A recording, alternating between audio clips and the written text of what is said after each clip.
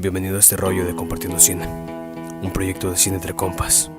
Aquí vamos a cotorrear y hablar con la neta. Compartiremos experiencias para que te sirvan a ti y pierdas el miedo a todo este desmadre y comiences a crear. Esto es Compartiendo Cine. Bienvenidos una vez más a Compartiendo Cine, les habla Caleb Triana y el día de hoy tenemos un invitadazo súper especial. Es un director ya con gran trayectoria a nivel nacional. Sus películas han estado exhibiéndose en niveles internacionales. Él es Julián Hernández. Hola, ¿cómo estás? ¿Qué tal, Caleb? ¿Cómo estás? Muy emocionado de estar aquí con ustedes.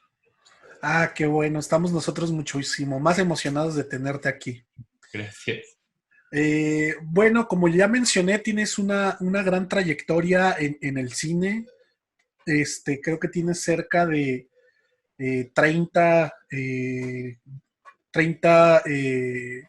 créditos como director entre cortometrajes y largometrajes. Sí. Son bastantes, pero quizá puede haber alguien por ahí que no te ubique muy bien o que no esté muy familiarizado con tu obra. Entonces, como a todas las personas que invito, me gustaría que te presentes, que nos platiques un poco de tu obra, de tu trayectoria, cómo inicias en el cine, etcétera, ¿no? Ok. Bueno, pues ya tengo un rato aquí haciendo estas cosas. Mi primera película profesional, ¿no?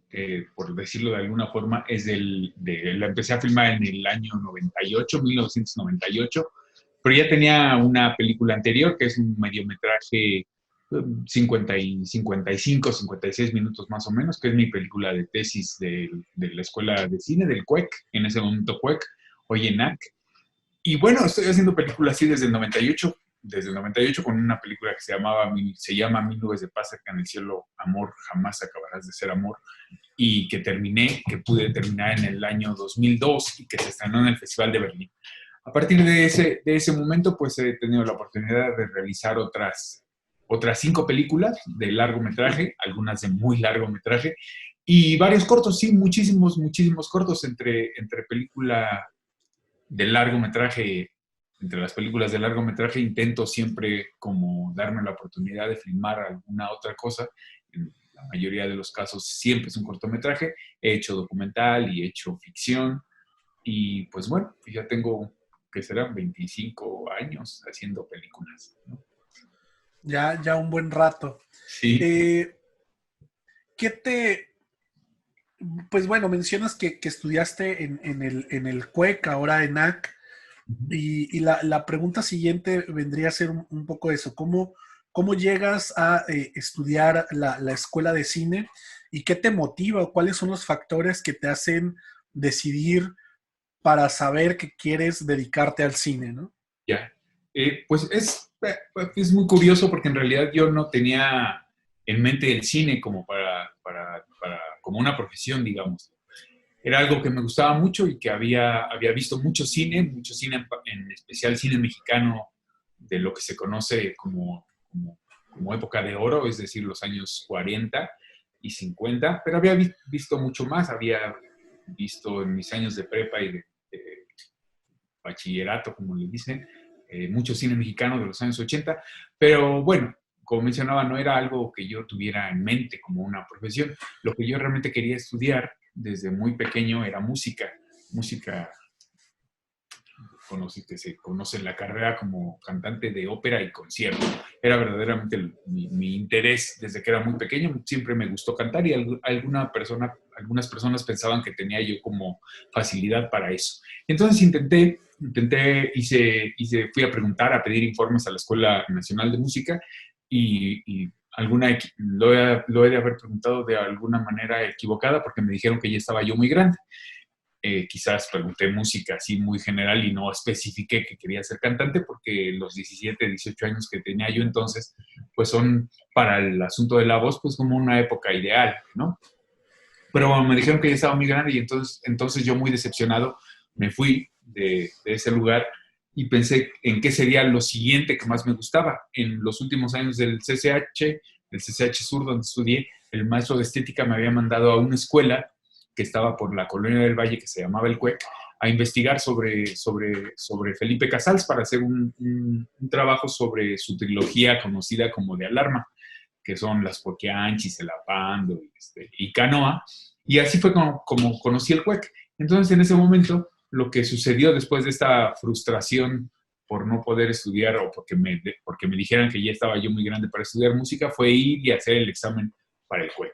Y pues extrañamente aún hoy, pasados 20, no, ya casi 30 años de que entré a estudiar a la escuela, aún me pregunto por qué me aceptaron, ¿no? Yo no sé en realidad cuáles son las razones por las que estuve ahí.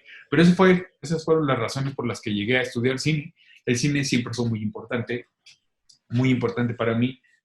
Lo había visto con mi mamá en general, era yo el más pequeño de la familia, estaba siempre con ella, de una familia de muchos hijos, y entonces vi acompañándola muchas películas mexicanas, ¿no? Acompañadas de anécdotas, por supuesto que ella se conocía de memoria y que había vivido y era ya una mujer grande cuando nací yo, y pues bueno, había sido muy cinéfila en los años 50, que es los años de su juventud, ¿no?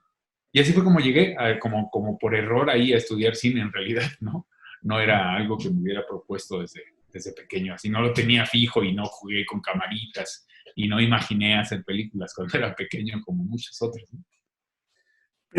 Pero llegas a estudiar cine al CUEC, quizá como un poco de rebote, pero ya te quedaste ahí, ¿no? Y ya tienes una larga trayectoria. Entonces, como cualquier persona que de repente entra a estudiar alguna carrera que nada más porque sí, quizá la abandona en cualquier momento y busca otra cosa que hacer, ¿no? ¿Qué te Claro. mantuvo en el cine?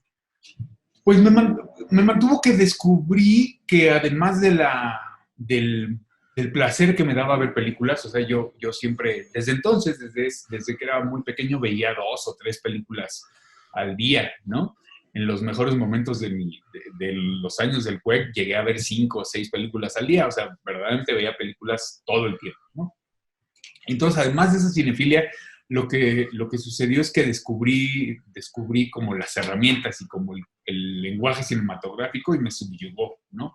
Me interesó siempre desde los años del CUEC como investigar, como saber cómo se hacían las cosas y cómo podía pegar yo una toma con otra y intentar contar una historia en aquellos momentos. Tuve muchos problemas desde siempre, desde primero, porque mi maestro, bueno, el maestro de muchos realizadores hasta, ¿qué será? Hasta todos los realizadores mexicanos en la actualidad que tienen hasta 30 años más o menos, tomaron clases con un hombre llamado Alfredo Yoscovix, ¿no?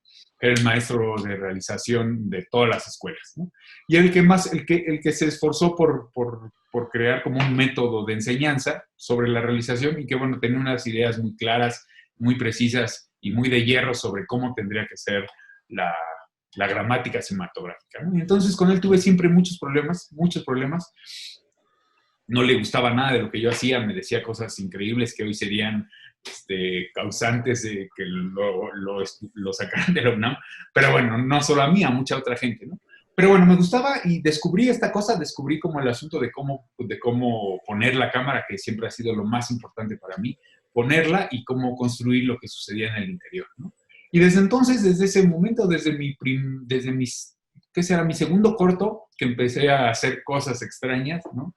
O que a él en particular le parecía que era una equivocación y que estaba mal y que no tenía ningún futuro, pues desde ese momento como que ha sido lo que me ha mantenido aquí.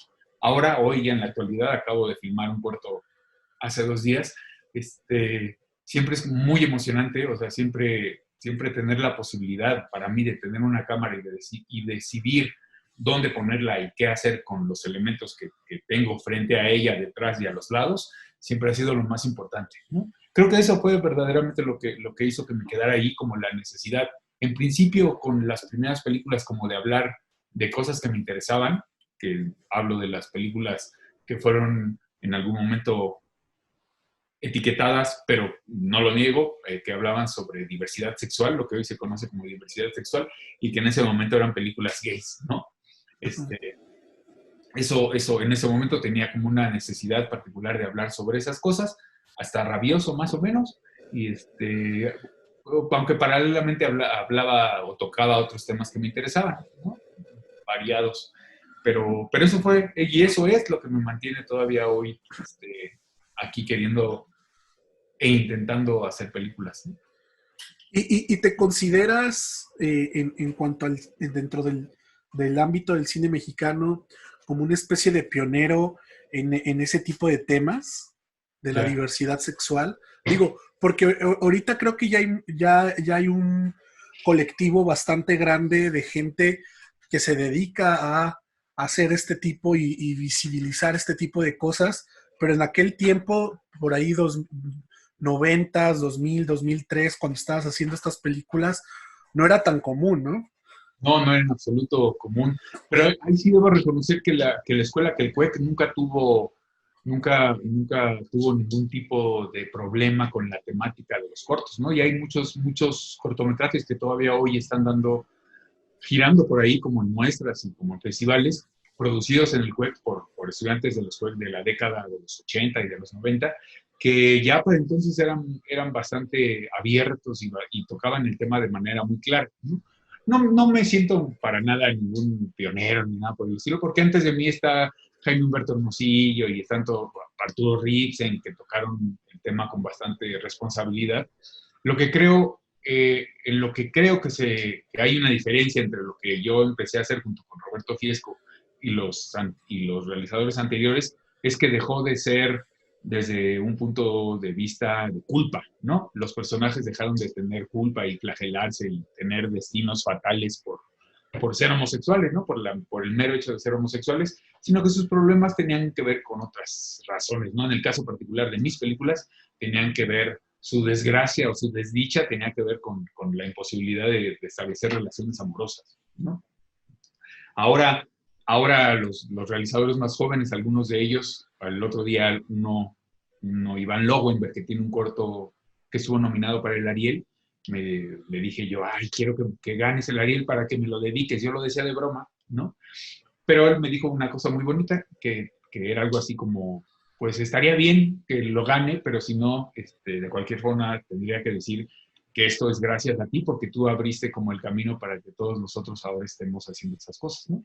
Yo no lo siento así, no lo pensé así, no, curiosamente siento que mis películas, pese a que tienen un buen recibimiento dentro de un sector de lo que le llaman la comunidad, pues también son vapuleadas por muchos de ellos, ¿no? Por las personas que dicen los homosexuales no somos así, o porque son morenos, o porque son de tal, o sea, lo que ocurre siempre, ¿no? Y entonces, en algún sentido, creo que sí, que si alguien al ver mis películas en años pasados, o mis cortometrajes, dijo, yo quiero hacer películas como las que hace este tipo, o quiero tocar los temas que toca ese tipo porque lo hace mal, pues en ese sentido creo que sí estoy un poco satisfecho, ¿no? Sí les fue y les ha sido más difícil ahora a los más jóvenes. Han cambiado los tiempos, por supuesto, pero les ha sido más fácil como abordarlo de manera más abierta, ¿no? Y conseguir recursos, incluso, que a nosotros nos costó tanto trabajo en los 90, ¿no? Claro. Un tema también que me parece interesante, muchas veces muchos jóvenes que inician a hacer cine tienen este miedo al qué dirán de la familia, y ni siquiera siendo que toquen temas tan polémicos ni nada, simplemente por mostrar su punto de vista, que a veces puede ser contrario a la filosofía familiar o contrario a los valores que tiene la familia. Entonces tienen este miedo como de que su familia vea su obra y vea lo que están haciendo en la escuela, etcétera, etcétera. En tu caso, ¿cómo fue ese proceso? No tengo idea, ¿crees? No lo sé en realidad. Creo que alguna vez, no creo que mi mamá murió un año antes que se estrenara Mil Nubes, entonces ya no vio nada mis cortometrajes no los vio, por supuesto, porque los acabé bastante tiempo después, pero ya no vio ninguno, o sea, ya no vio ni siquiera la primera nota que me hicieron alguna vez cuando iba yo a Berlín con Mil Nubes, que decía algo así como, Julián Hernández, el realizador gay, va al Festival de Berlín, ¿no? O sea que lo que podría ser como mi salida del closet pública fue en el periódico Reforma, en la sección de gente.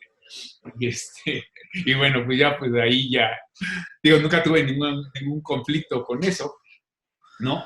Pero pero no tuve ningún conflicto con mi familia. Mi familia es una familia predominantemente femenina, es decir, son la mayoría, la- las personas que han llevado, o la familia siempre han sido mujeres, o sea, mi abuela, mi tía, mi mamá, bla, bla. Los hombres andan por ahí, pero por ahí nomás, ¿no?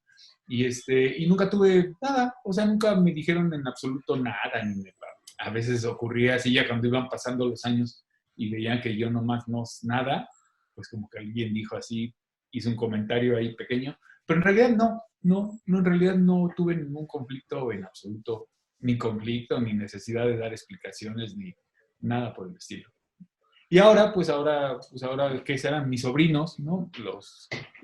Pues están muy conformes. Ay, sí. No sé si decir muy conformes, pero no hacen preguntas ni hacen comentarios absolutamente, ¿no? A mi hermano trabaja conmigo editando a veces, filmé el corto en mi casa por las condiciones de la pandemia, y entonces todos vieron lo que estaba haciendo, o sea que no hay ningún asunto alrededor de ello, ¿no? Imagino que para muchos otros ha sido más difícil, para mí no lo fue. Muy bien. Eh, bueno, siguiendo un poco con algunos otros temas, Uh-huh. mencionaba, cuando te pregunté acerca de si te consideras un pionero, mencionaste algunos realizadores anteriores a ti que ya habían abordado este tipo de temáticas, pero quiero hacerte la pregunta directamente. eh, ¿Qué influencias tienes para hacer el cine que haces, ¿no? De quiénes tomas influencias, no solo para abordar los temas, sino quizá en temas de estilo, de narrativa, etcétera. Pues son muchos, muchísimos, ¿no?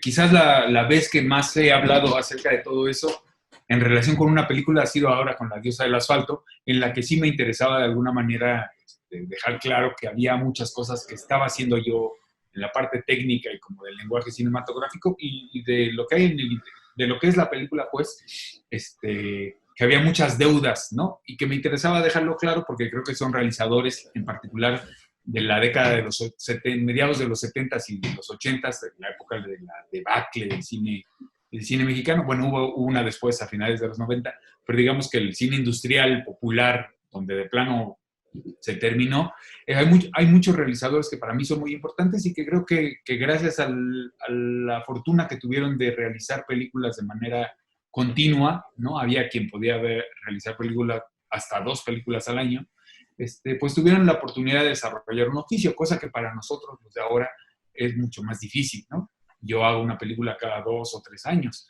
y soy de los que más filman, ¿no?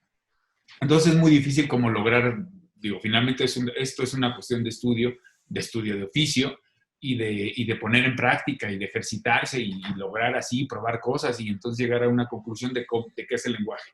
Pero bueno, en el caso de La diosa del asfalto me interesaba dejar claro esto, hablar de Valentín Trujillo, de Gilberto Gascón, de Ismael Rodríguez, de muchos otros realizadores. Pero a lo largo de todas las películas que he hecho, pues hay muchos, ¿no? Hay directores que me gustan por sus temas, directores que me gustan por cómo filman, ¿no? Por cómo emplazan la cámara, y podría mencionar muchísimo. Está Gabaldón, por supuesto, ¿no? Roberto Gabaldón, Emilio Fernández, Chano Urueta, Antonioni, por supuesto, los italianos, Visconti, eh, Sefirelli, que es un gusto ahí que yo tenía oculto porque me daba un poco de pena, ¿no? Sefirelli, Leni Riefenstahl con todo y su pasado oscuro, ¿no? Hay muchísimos, por supuesto, Fassbinder, Werner Schroeter, hay muchísimos, ¿no? Hay muchísimos, a veces no los tengo ni siquiera como claros, cosas que he visto, me gusta mucho el cine oriental, por ejemplo, también está Mizoguchi, está Ozu, está todos ellos, que puedo decir que que en algún momento he puesto un pegoste de ellos en mis guiones para que me sirva de referencia, ¿no? Pero bueno, hay pues ellos son como los fundamentales, ¿no? Hay muchos que se me olvidan, por supuesto. Parajanov es alguien que está como siempre presente por ahí. Y bueno, otros tantos, ¿no? Digo, siempre me parece un poco difícil decir esto porque sería una lista interminable, así casi que todo lo que he visto me deja algo. Incluso como decía, creo que ya me confundí, ya no sé si lo decía Herzog o Wenders, pero incluso las peores películas, o las que creemos que son las peores películas, siempre tienen algo que puede aprendérseles. Y yo les he aprendido mucho a muchas de ellas, ¿no? Chanureta es un caso ejemplar, ¿no? Que creo que es el que está más presente, incluso cuando no lo tenía consciente, en mis películas, ¿no? Es alguien que emplazaba de una manera magistral en películas muy, muy medianas, ¿no? Muy bien. Y una siguiente pregunta es, ahorita ya con toda tu trayectoria como director y con las diferentes experiencias que has tenido en tus diferentes trabajos, ¿qué tú podrías decir, o según tu opinión, qué es lo más importante para ser director o para empezar a dirigir? ¿Qué es lo más importante? Dejando de lado todo el asunto presupuestal y esas cosas, yo creo que lo que se necesita, sí, yo siempre he pensado que los que estamos haciendo las películas, muchos de los que estamos haciendo películas de manera continuada, no somos los mejores, ¿no? O los mejores realizadores, o los más talentosos, o vaya, los geniales, ni nada por el estilo, sino los que tenemos más agallas, ¿no? Este asunto del cine es un asunto como de entender que vas a cargar con sí, de que es una cosa en la que tienes que enfrentarte a todo, ¿no? Entonces yo creo que lo primero que hay que tener es resistencia, como diría Pasolini por ahí, resistencia, y Fassbinder, por supuesto. Resistencia, y yo creo que el asunto se trata de ser como, lo dicen todos, de ser muy honestos con lo que estás diciendo, ¿no? Y eso, es muy complicado. Yo creo que, pues no lo sé, yo creo que, o sea, a estas alturas del partido creo que lo fundamental es sí tener mucha fuerza y resistencia para enfrentarte a todo lo que viene con una película, no solo con el mero hecho de conseguir los recursos, hacerla y postproducirla y lograr que se vea, sino para todo lo que viene después con el hecho, una vez que la has exhibido, ¿no? Con todas las críticas y cuando te desacreditan, cuando bla, bla, cuando todas estas cosas que suceden con tu trabajo, ¿no? Que podrían desanimar a cualquiera. Y en ese sentido, ¿a ti te ha ido mal con alguna o con algunas películas, ya sea que te reciba mal la audiencia o te reciba mal la crítica, etcétera? Pues la crítica casi siempre, sí.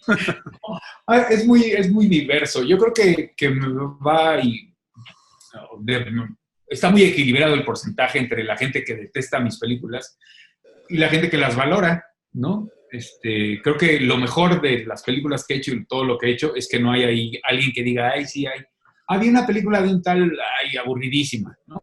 Sino que dicen, vi una película aburridísima que me dieron ganas de que me devolvieran mi dinero, o las aman así de que quiero comprar el DVD y todas las ediciones que haya en el mundo. Entonces eso me da un poco de satisfacción, bastante satisfacción, pero sí son polémicas, ¿no? Creo que que,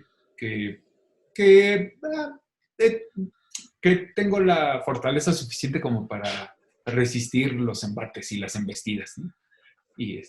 Pero bueno, a eso se expone uno, a la crítica, por supuesto, ¿no? Bien. Y otra pregunta que tenía y que no quiero que se me vaya es, ¿tú alternas mucho tu trabajo entre haces un largo y de repente haces un corto o dos cortos y luego haces otro largo y más o menos así es como tu ritmo de trabajo?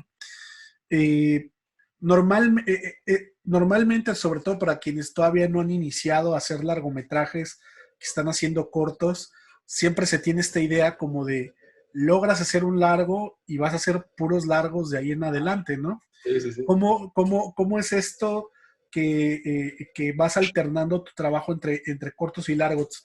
También he escuchado que dicen, bueno, es que hay historias que pueden ser tan contenidas que no vale la pena dedicarles un largo y con un corto es suficiente, ¿no? Claro. Entonces, ¿por qué tú haces esto? O sea, que más allá quizá de mantenerte como en forma para seguir teniendo rodajes de alguna manera, y no perder esta inercia, ¿qué te motiva a decir, en vez de esperarme 1 o 2 años a que junte la lana para la siguiente película, pues hago 1 o 2 cortos en este lapso de tiempo, ¿no?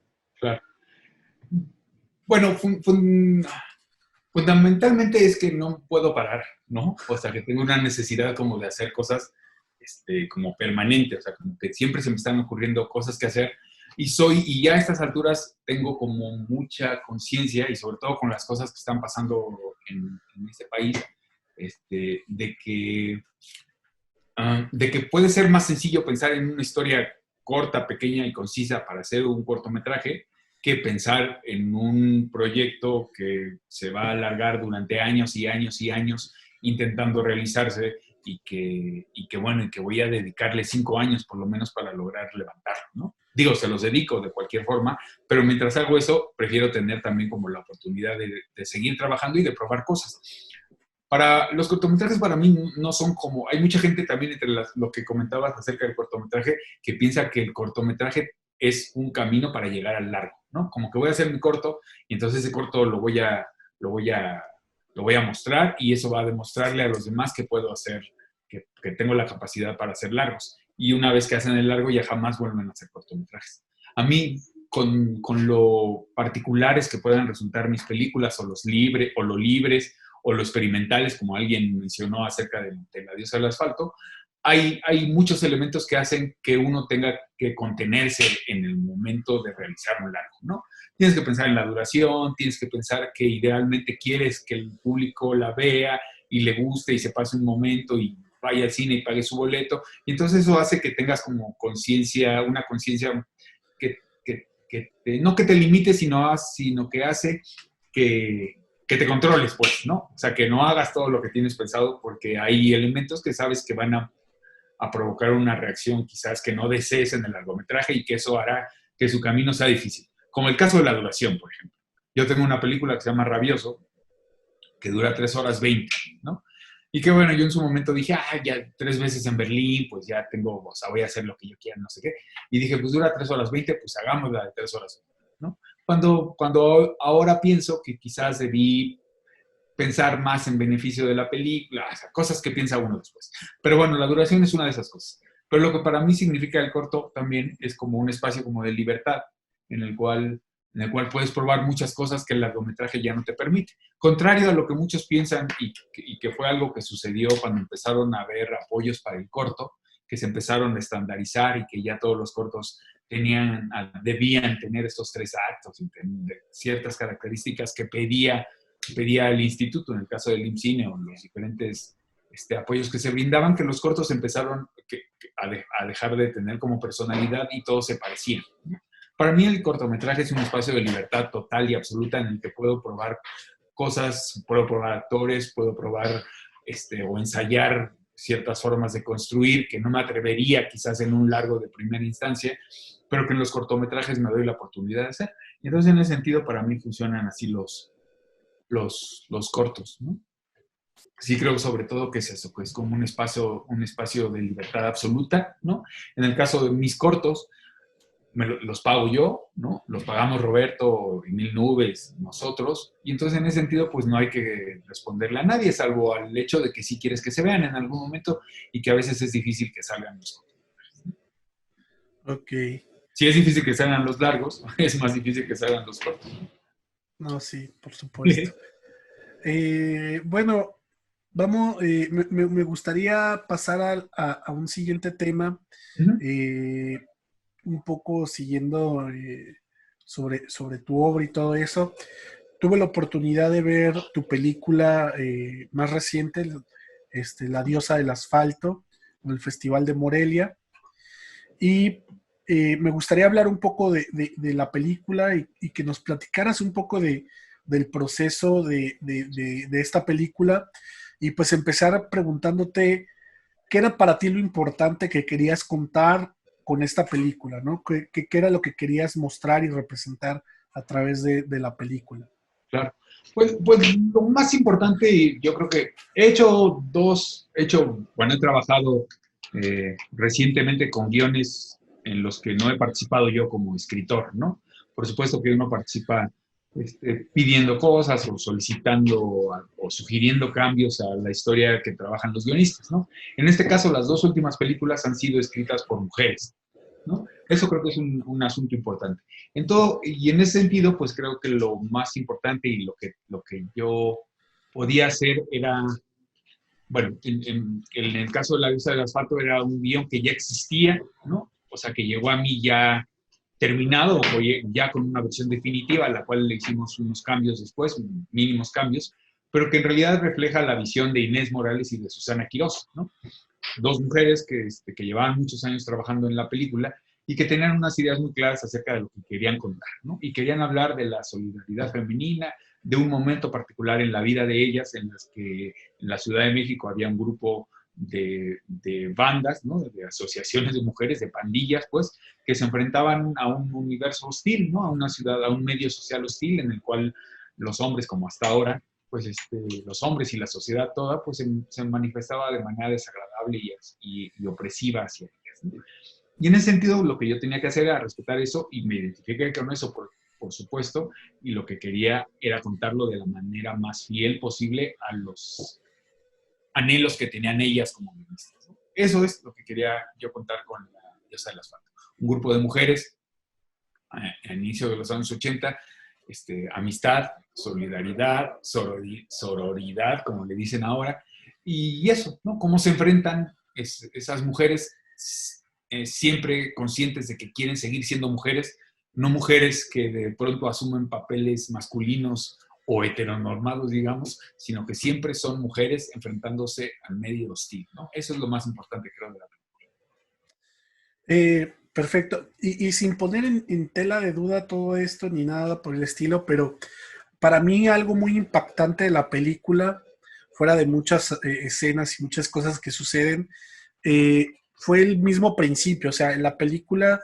y casi sin querer hacer un spoiler, pero la película inicia con que matan a la protagonista, ¿no? Y todo lo demás que se cuenta es un flashback, ¿no? Sí. Podríamos decir que es una especie como de raconto la película que inicia con el final y de ahí nos vamos unos tiempo atrás para volver a regresar al punto donde iniciamos, ¿no? Entonces, pues sí existe este tema de sororidad y de solidaridad entre mujeres y crean todo esto y me pareció muy padre cómo se desarrolla durante la película, pero me impacta mucho este tema de la amiga matando a la otra amiga por un tema un poco como no sé si decir celos, pero quizá, no sé, como envidias. Bueno, sí lo sentí yo, ¿no? Claro. Entonces, más que nada era por eso y sobre todo esa escena en específico, ¿cuál era el impacto? ¿Qué era lo que buscaban comunicar, ¿no? O sea, sé que la película tiene una idea general que en conjunto toda la película tiene una tesis a comunicar, pero de repente si la vamos diseccionando, cada elemento puede comunicar por sí solo algo, ¿no? Claro. Mira, es muy curioso eso que me dices porque me está dejando en claro algo que no entendí y que no había entendido hasta este momento de lo que sucedió después de la exhibición de la película, ¿no? Que varias compañeras críticas, feministas ellas, por supuesto, o sea, como que decían, está muy bien la película, hasta cierto punto vaya, el trabajo de las actrices y el trabajo de las guionistas, pero lo que le da en la torre, aparte de todo, es la visión como de Julián, ¿no? O sea, como punto de vista de él. Dejemos la ejecución fílmica de lado, ¿no? Entonces yo decía, pero pues, si yo lo único que hice fue poner en la pantalla lo que ellas escribieron, ¿no? Y creo que en particular tiene que ver con dos escenas que son esa, ¿no? Alguna compañera me dijo, lo que pasa es que tú, ya en un asunto un poco violento, me dijo, no, eres incapaz de reconocer que fallaste en la representación de los conflictos femeninos, pues, ¿no? Y yo creo, y ahora que me lo dijiste, creo que se refiere precisamente a eso, al hecho de que sea Ramira la que mata a Max, a su amiga, o sea, que haya un asunto como de mujeres contra mujeres, ¿no? Que pareciera que muchos quieren hacer creer que no existe, cuando es evidente que sí existe, y el otro tiene que ver con la castración, ¿no? Con la escena de la castración. Y bueno, y en ese sentido lo que yo pienso, y que es algo en relación con la secuencia que me dices, que tiene que ver con la traición, ¿no? Y que tiene que ver con la traición entre dos personajes que estaban unidos por una pasión muy intensa. Que en el caso de una, podía haberse entendido que había un interés también amoroso, pasional, erótico, que es el de Ramira hacia Max, y pues bueno, creo que es el más poderoso, ¿no? De esos. O sea, yo creo que la traición, sea entre quienes sea, siempre puede suscitar este tipo de reacciones, ¿no? Y en ese sentido, tanto como con la castración, yo les pregunté si estaban, yo de hecho, he de decir que no había filmado la castración, yo, Julián, porque para mí es algo que no está dentro de mis películas, pues la violencia siempre está fuera de cuadro, como en el caso de Rencor Tatuado. Digo, hay un balazo en cuadro, pero siempre intento que esa violencia, como en el caso de la mujer transexual a la que asesinan en Rencor Tatuado, pues ese siempre intento como que no se vea y como que no haya algo gráfico ahí, ¿no? Y yo no lo filmé, pero Susana particularmente, que es quien vivió como la realidad de estos hechos allá en los años 80, se puso muy enojada en ese momento y dijo, ¿cómo puede ser que no filmes eso si es lo que le da sentido a toda la historia de las mujeres? O sea, si no hay castración, pues no hay castradoras de Santa Fe, ¿no? Y yo dije, bueno, sí tienes razón. Y entonces fui y filmé la castración. Pero yo en mi Julián realizador no era necesario filmarla, ¿no? Era mejor dejarla fuera de cuadro y bla, bla. Pero bueno, y entonces creo que de eso se trata, ¿no? O sea, creo que a diferencia de Rencor, no sé si hayas visto Rencor, pero Rencor era una película, un guión muy intrincado, ¿no? Un guión también de una mujer, una heroína justiciera de otras mujeres, que era además muy exigente con las mujeres mismas, ¿no? O sea, no era alguien que decía, ay, sí, somos mujeres y nos unimos todas porque todas somos maravillosas y extraordinarias, sino que era un personaje que le exigía a las demás mujeres un nivel de compromiso, un nivel de conocimiento de sí mismas y de algún tipo como de analizarse, ¿no? Y de decir, ¿por qué quieres que yo vaya y haga justicia sobre un hombre al que tú le diste tantas bla, bla, bla, ¿no? Eso era Rencor Tatuado, era una película que buscaba justicia, ¿no? Más que venganza o revancha, como un poquito en el caso de La diosa del asfalto, ¿no? Y entonces yo le decía eso a Inés a lo que iba, es que decía que a diferencia de ese guión, que es muy intrincado, muy complejo, podría decir que hasta cierto punto intelectual, la diosa del asfalto las emociones están muy a flor de piel, ¿no? Uh-huh. La película es muy, en ese sentido creo que se emparenta y a mí no me molesta, lo escribió Díaz Martínez por ahí, es popular, ¿no? Es una película que intenta ser popular. Él dijo además populachera, tampoco me molesta. Las películas que hemos visto muchos con personajes así son donde las pasiones están así al borde, ¿no? Donde un personaje puede, como Pedro Infante y en Nosotros los Pobres, pues tomar una reacción de ir y golpearse la mano contra la pared. A ese nivel está, ¿no? Y a ese nivel está porque también la formación de Inés y de Susana ha sido mucho como ver ese tipo de películas, además de la vida misma que puedan haber tenido. No sé si contesté tu pregunta o me extendí así. No, sí, está muy bien. Regresando un poquito al tema de mostrar o no mostrar la violencia o mostrarla fuera de cuadro, creo yo, y está como estatuto de si tú no muestras algo pero lo das a entender, puede incluso tener más impacto que mostrarlo. Porque a veces mostrar algo en cuadro, sobre todo hablando de hechos violentos, como el caso de la castración, puede causar un shock, pero a veces dejarlo a la imaginación del espectador puede tener una repercusión un poquito más profunda, ¿no? Porque entonces no es algo visual, sino es algo que queda en la mente, porque la mente es la que trabaja para rellenar ese espacio que falta, ¿no? Sin duda. Entonces, ¿cómo? Supongo que siempre cuando el trabajo del cine colaborativo, y sobre todo en este caso que el guión no era tuyo, sino estabas trabajando con la idea de alguien más, siempre hay una lucha, ¿no? Una lucha sobre lo que uno interpreta como director, ¿no? En este caso que tú dirigiste, y lo que uno espera o lo que espera el guionista, ¿no? O las guionistas en este caso.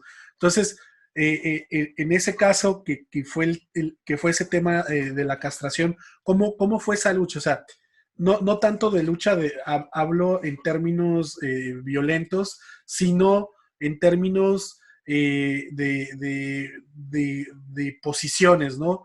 Unos pueden tener una visión de cómo debería quedar las cosas, y tú, por supuesto, como director, en cuanto leíste el guión, tenías una visión de cómo crees que debía ser la película, ¿no?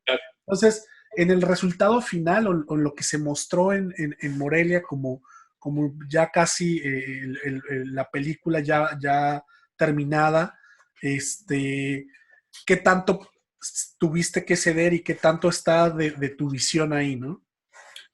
Pues sí, no cedí, la verdad no cedí. O sea, más bien lo que sucedió es que entendí el punto de vista de Susana en particular, que era quien más insistía en que eso debería aparecer, ¿no? En el que debería estar, por las razones que me dio, que ya comenté, sé que era lo que le daba nombre a las películas. Y bueno, me acuerdo mucho que ellas fueron a la presentación de Rencor, que también fue en febrero pasado, ¿no?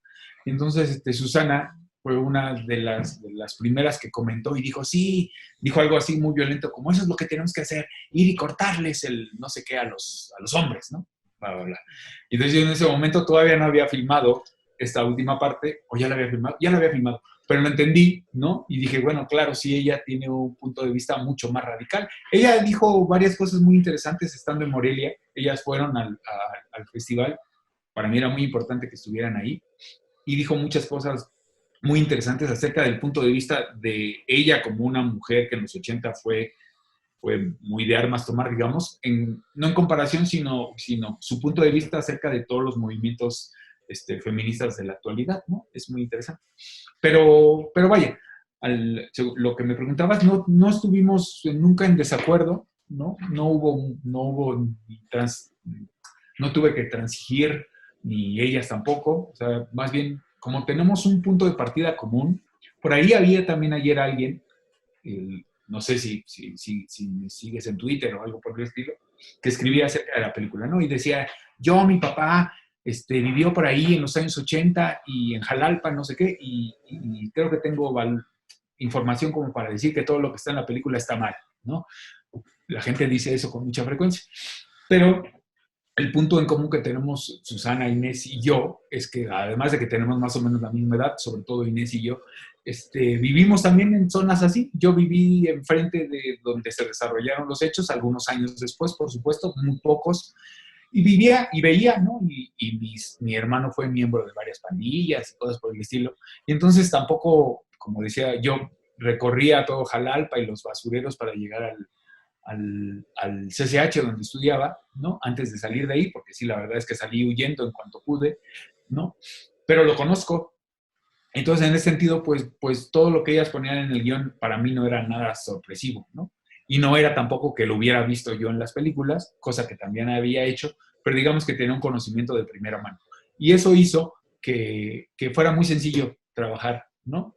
Además, había, y esto debo reconocerlo, había un propósito de ficción, ¿no? De hacer que la película verdaderamente fuera una película, pues, una película de género, como las que yo vi, ¿no? Como las películas que vi en el cine Jalisco y en el cine Carrusel y todas las películas que vi cuando era joven y bajaba de allá para ver las películas en esos cines, ¿no? O sea, bajaba de allá, me refiero de Jalalpa y de todos esos lugares, a Tacubaya para ver estas películas, ¿no? Y en ese sentido, pues creo que nos entendimos bastante. Lo que decía del propósito de hacer una película de género, pues era todas estas cosas que de pronto a algunas personas le pueden parecer una exageración, ¿no? Pero así está escrito el guión, ¿no? Así está escrito el guión. Además, lo que hice yo nada más fue pues como darle unas pinceladas de mi personalidad por ahí, ¿no? Sobre esto que mencionas, de que de repente la gente menciona que la película quizá no es fiel o 100% fiel a los hechos, creo yo, y esta es una opinión, que de hecho la película no busca ser fiel a los hechos, sino simplemente es una representación de un momento histórico que está muy ficcionado, pero intenta recabar muchas anécdotas para hacer una ficción a través de eso, ¿no? Por supuesto. Ni los documentales son fieles al 100%, ¿no?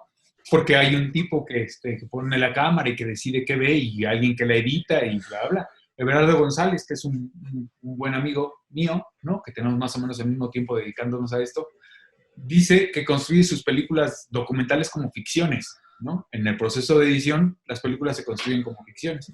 Y entonces, pues sí, ya cuando alguien dice, es que esto no era así, pues bueno, dices, pues no era así, pues bueno, es un punto de vista muy respetable.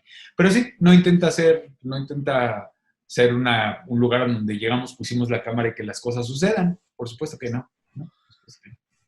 Bien. Y hablando de esto que mencionas de la puesta en cámara, hubo un tema que me saltó mucho, no como algo malo, simplemente como una cosa que percaté y que observé y que te quiero preguntar, y es, primero que nada, la pregunta general sería, ¿cómo es tu proceso creativo para hacer esta puesta en cámara? Y segundo, noté varios planos, los llamados planos holandeses, Ajá. que estaban muy marcados en diferentes partes de la película, incluso que eran muy recurrentes, ¿no? Cortabas de un plano holandés a otro muy parecido, y casi siento que casi toda la película, no podría asegurarlo porque tendría que verla otra vez, pero sí me quedó esa sensación de que gran parte de la película está manejada con ese tipo de plano, ¿no? Sí. Y creo yo, pues, que es algo que tú lo tenías en mente, y por eso me interesa saber cómo creaste esta puesta en cámara y cómo llegaste a elegir estos tipos de planos. Claro. Como decía cuando me preguntabas de las influencias, o sea, cuando tuve ese guión en mis manos, desde que lo conocí, pues, porque fui asesor, bueno, asesor es demasiado, leí los guiones de Inés y le daba yo sugerencias o comentarios, ¿no? Este guión, desde que lo estaban escribiendo en el año 2010, más o menos. Pero desde ese momento yo tenía como ideas de cómo podría ser esa película si yo la dirigiera, ¿no? Ocurrió mucho después que el guión, por diversas circunstancias, llegó a mis manos, pero siempre la había tenido una idea como clara de cómo sería. Y mencionaba hace rato como muchos realizadores de los años 80 que para mí son muy importantes y que como dije, habían tenido la oportunidad de dirigir muchas películas y en ese sentido de desarrollar un oficio muy interesante, ¿no? Los hermanos de Anda, Valentín Trujillo, Gilberto Gascón, que es mucho más grande que ellos, pero que también seguía trabajando para esa época, José Luis Urquieta, o sea, muchos realizadores, ¿no? Y entonces, cuando tuve el guión en mis manos, dije, esta película va a ser una oportunidad que yo voy a tener de reconocer como a esos realizadores que para mí son tan importantes, ¿no? El zoom, el uso del zoom, el uso de los planos holandeses, el uso de la manera de cortar, ¿no? Todo como que en algún momento deriva no solo de él, pero fundamentalmente como de Valentín Trujillo, ¿no? Valentín Trujillo, director, que para mí es uno de los autores totales y absolutos más grandes que ha dado este país nunca, ¿no? Él, Roberto Gabaldón, con quien trabajó, por supuesto, son como los más grandes en cuanto al manejo del lenguaje cinematográfico, digamos, para un objetivo claro que es contar la película. Y entonces yo tenía claro todo eso. En el momento de hacerlo, siempre hago un trabajo muy riguroso como de diseñar la película, de cómo la voy a filmar, ¿no? Pero con el paso de los años y después de tanto tiempo haciendo las películas, pues he llegado a un momento en el que llego al rodaje sabiendo qué voy a hacer, pero me doy la oportunidad de que ocurran cosas ahí, ¿no? O sea, ya no es de hierro como era Mil Nubes, que decía, aquí dije que voy a hacer 18 planos, tengo que hacer 18 planos, los planos que planeé, ¿no? Sino que ahora me doy mucha libertad y si hice una secuencia fragmentada en muchos planos, ¿no? Y de repente me doy cuenta ahí de que no funciona, pues busco otra solución, que ocurre casi siempre. Pero cuando uno es muy joven se empeña en hacerlo con el lente que pensó, con el pensamiento que pensó y así. Y entonces en esta película tenía eso muy claro, el homenaje al cine de los años 80 y 90, a estos realizadores, no solo a ellos, sino también a Gabaldón con el uso de los espejos, a Chano Dueta con el uso de los emplazamientos holandeses y muy de abajo, y a otras influencias también como son el cine alemán de los años 60, ¿no? El nuevo cine alemán que era muy libre, sí, que se daban a los realizadores muchas oportunidades de experimentar sobre el lenguaje, que creo que es algo que ha venido como muy a la baja, ¿no? Con esta como frase que suelen emplear muchos que dicen, lo importante es contar el cuento de la manera más clara para que el espectador no tenga problemas en entender lo que quisiste decir, ¿no? Y que eso significa un poco como volver al cine de la cámara invisible, ¿no? Al cine hollywoodense de los años 40, en el que la historia fluía así, que tú estabas encantado con lo que sucedía en la pantalla y no te dabas cuenta de la cámara porque el empeño de los directores y los realizadores era como ocultarla y como desvanecerla y hacerla invisible, ¿no? No estoy diciendo que esté mal, por supuesto, pero bueno, en mi caso, el interés en esta película era hacer que la cámara contara también la película. Y el uso de por ejemplo, en particular de los planos holandeses, pues casi siempre anteceden a un momento de tensión o son el momento de tensión, ¿no? Casi siempre viene antes del asesinato de Sonia, viene muy al principio cuando sale Ramira de la cárcel, o cuando están en la montaña, o sea, no están en el 100% de la película, pero yo diría que sí en el 50% más o menos. Pero creo que son tan poderosos, o sea, los recuerdas tanto, que creo que sí se piensa de pronto que toda la película está hecha así, pero hacia el final, sobre todo, como los últimos minutos, los últimos media hora, sí está muy presente, pero todo lo demás no, todo lo demás es bastante, tiene algún rompimiento por ahí, pero no todo el tiempo. Al final sí, después del asesinato de Sonia, ya casi todo el tiempo es plano holandés. Ok. Esto que mencionas me parece muy interesante acerca de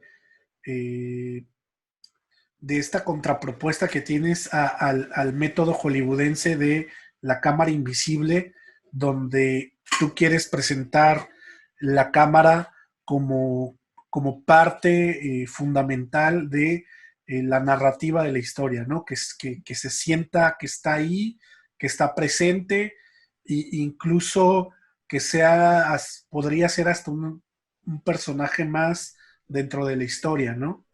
Y de alguna manera, de esa manera haces más partícipe al espectador de lo que está viendo, ¿no? Entonces,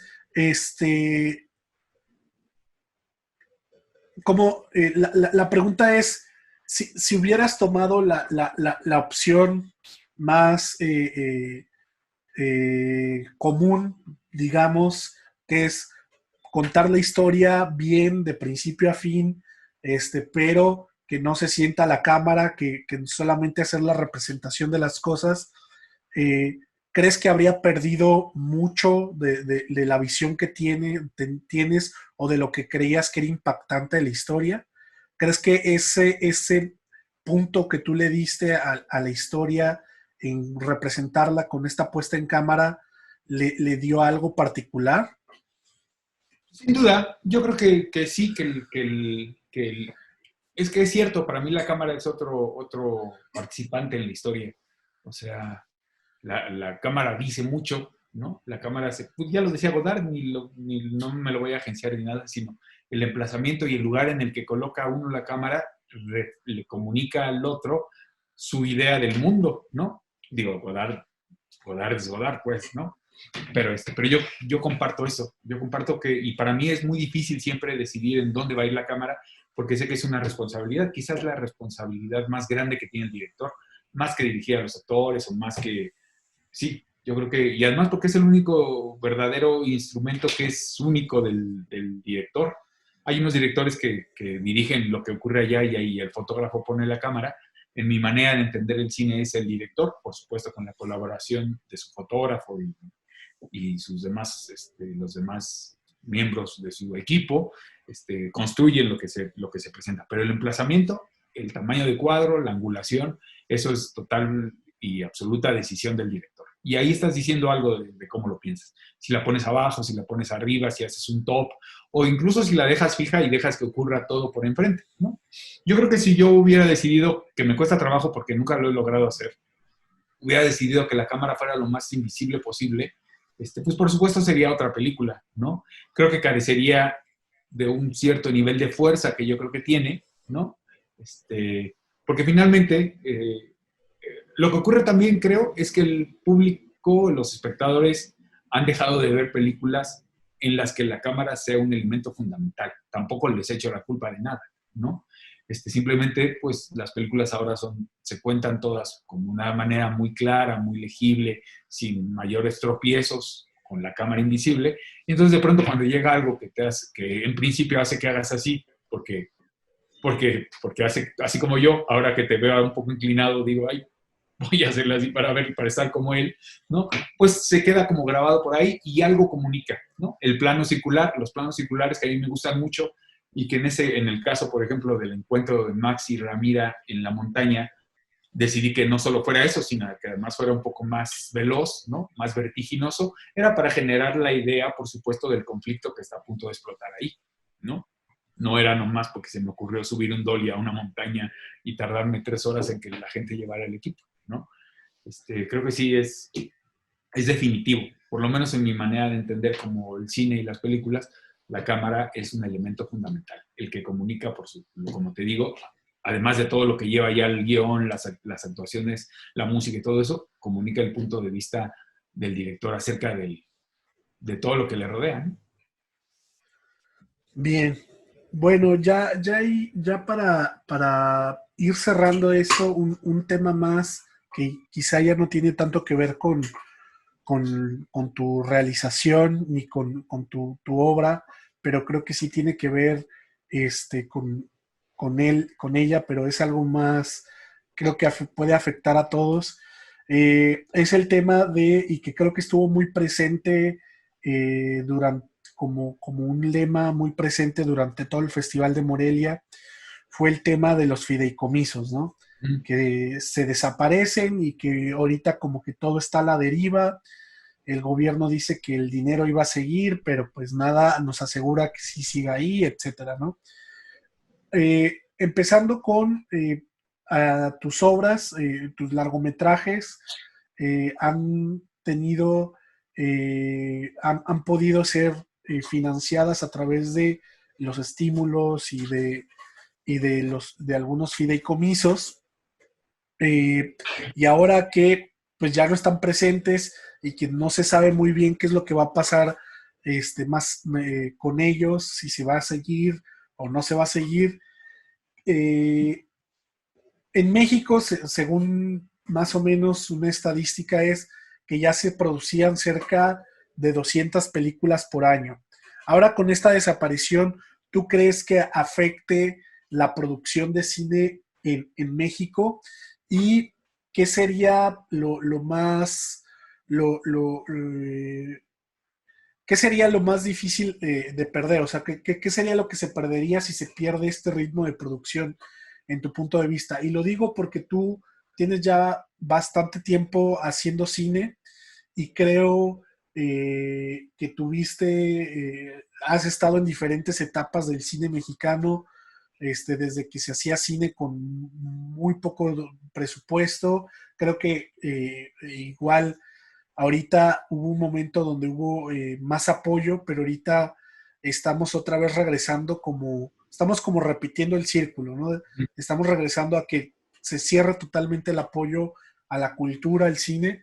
Entonces, y te voy a dar un poco mi opinión. Yo creo que el cine se va a seguir haciendo, pero realmente creo que los principales afectados en esto quizá van a ser los debutantes, ¿no? Que no van a tener ya estos recursos para poder iniciar y va a ser más difícil que existan nuevas voces o nuevos directores que inicien y que haya diversidad de voces, ¿no? Entonces, quiero saber tu opinión acerca de esto porque creo que puedes dar una visión muy, muy amplia de todo esto que está sucediendo en México. Claro. Pues sí, en efecto, creo que sí las cosas se van a poner difíciles, ¿no? Me parece que era lógico que ocurriera, o sea, con las circunstancias no solo de México, sino del mundo, pues era lógico que hubiera recortes en muchos campos, ¿no? No como lo estamos viendo aquí, que debido a al mal ejercicio del gobierno, pues las cosas están yendo para mal en muchos campos. Yo creo que era de esperarse que hubiera una reducción del presupuesto, pero no a los niveles de la desaparición como está ocurriendo, ¿no?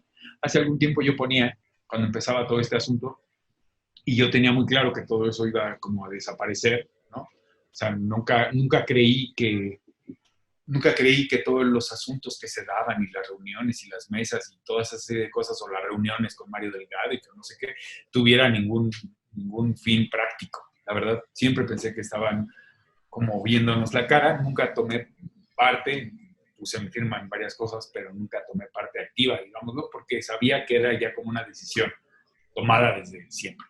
Entonces, en aquel momento lo que puse fue que ni modo, que lo que tendría que ocurrir es que tendríamos que volver a hacer películas como las hacíamos en los 90, ¿no? Te digo que yo empecé como en el 98 más o menos a hacer Mil nubes en 35 milímetros. Y bueno, el asunto era decidir entre voy a tener una carrera como cineasta haciendo las películas que quiero hacer, o voy a tener una vida con una casa, unos hijos, una esposa, en el caso de la gente que se casa y tiene hijos, una esposa, un coche y los satisfactores que generan la felicidad, ¿no? Y nosotros en aquellos años decidimos pues, que íbamos a hacer películas y que todo eso si llegaba, llegaría con el tiempo, ¿no? Entonces lo que yo creo que va a suceder es eso. Como bien dices, yo creo que las películas se seguirán haciendo, que habrá que por supuesto los que resultarán más afectados son los que ya de alguna manera estudiaron cine con la conciencia de que existían unos fondos para, en dado caso de que lo ganaras, apoyar la producción de tu primero, segundo, o los largometrajes que hicieras, ¿no? O que existía esa posibilidad por lo menos, ¿no? En el caso de las películas autorales, era como un camino que existía. Y yo creo que lo que ocurrirá es eso, o sea, que tendremos que regresar y los que lo aprendimos y lo vivimos, pues tendríamos que compartir con los demás cómo hacíamos las películas en aquellos años. Esto que te digo de que suena terrible, de no cobrar, de trabajar en otras cosas para poder hacer las películas. Sí, o sea, yo sí veo un panorama oscuro, creo que la producción tendrá que dar un bajón increíble, porque es inevitable que no lo haya. Si ves los resultados más recientes de los apoyos que todavía existen, pues te das cuenta de que dieron 1, 2 o 3, ¿no? Y que pues eso significará, ahorita todavía los números son importantes porque como se dijo mucho recientemente, pues las películas se tardan 2 o 3 años en concluirse, ¿no? Y entonces esos números todavía seguirán, yo creo que hasta el año que entra más o menos, y podrán decir que todo va bien y que todo permanece, pero después es donde va a venir verdaderamente el bajón, porque ya no se va a producir, ¿no? No se van a producir esas películas que en algún sentido hacían que el cine mexicano siguiera viéndose como en los otros lados. Pero creo que habrá posibilidades y que el secreto estará en aprender a hacer las películas con la tercera parte de los recursos con los que podíamos hacer las películas ahora, ¿no? Que eran de cualquier forma presupuestos muy bajos, la verdad, ¿no? Pero ahí estará el asunto, como que sí, nosotros volveremos a hacerlas como las hacíamos antes, intentar, porque también uno aprende y se malacostumbra de tener ciertos recursos, pero volver al, ¿cómo decía? Volver a los 17, como decía Violeta Parra, ¿no? Volver a los 17 cuando queríamos hacer cine y la única posibilidad de hacerlo era, pues, como a la guerrillera, como decíamos, ¿no? Pues sí. Muy bien. Bueno, y por último, en este espacio está creado y está pensado para todos aquellos que quieren iniciar a hacer cine o que ya están haciendo cine, pero están en una etapa muy temprana. Y siempre al final, a todos los invitados les pido que den algunas palabras, consejos, etcétera, de sus experiencias personales para todos aquellos que están buscando iniciar a hacer cine y que están pues picando piedra, ¿no? Están empezando, están viendo y esto que les puedas decir pueda ser como algo valioso para ellos viniendo de alguien que ya tiene pues una larga trayectoria haciendo cine. Claro. Pues yo les recomendaría que sigan haciendo lo que yo, es decir, hacer, o sea, sí, empeñarse en hacer las cosas, buscar los medios para hacerlas, no detenerse ante la mala crítica o de plano que te invisibilicen, sino seguir adelante, ¿no? O sea, seguir adelante siempre, intentar hablar sobre temas que te interesen, y eso, tener una resistencia fuera de lo normal, sin duda, creo que es lo más importante. Con lo que seguramente muchos dicen, honestidad, empeño, bla, bla. Y esas cosas, yo creo que eso es lo fundamental para seguir haciendo estas cosas. Perfecto. Bueno, pues con esto llegamos al final de esta plática, esta entrevista. Sin antes agradecerte por tu tiempo, por todo lo que te abriste con nosotros, todo lo que nos comentaste, nos contaste acerca de tu trayectoria, de tu película, de tu proceso creativo en general, ¿no? Agradecerte el tiempo y esperando que estés aquí, quizá platicándonos de alguna próxima película que vayas a estrenar. Seguro que sí. Muchas gracias. Pues gracias a ti y nos estaremos viendo en un próximo capítulo. Claro que sí.